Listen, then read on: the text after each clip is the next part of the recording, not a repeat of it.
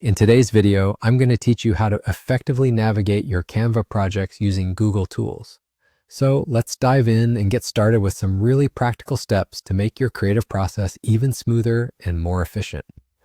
First things first, you'll want to begin by heading over to your Canva project. This is where all your creative ideas come together, and having quick access to it means you can hit the ground running. If you're already familiar with Canva, you'll know it's a powerhouse for designs, offering a plethora of templates, fonts, and images. But sometimes organizing your work can be the key that really unlocks your productivity. Now, one of the most helpful features Canva offers is the ability to view your pages side by side. This is particularly useful when you want to compare different versions of a design or simply have a broader view of your project.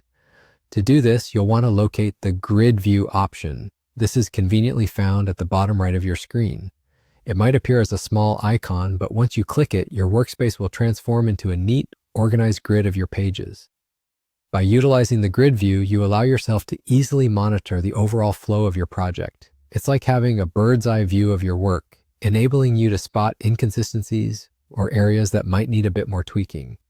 This can be especially effective when you're working on portfolios, presentations, or any multi-page document where the continuity of design is crucial.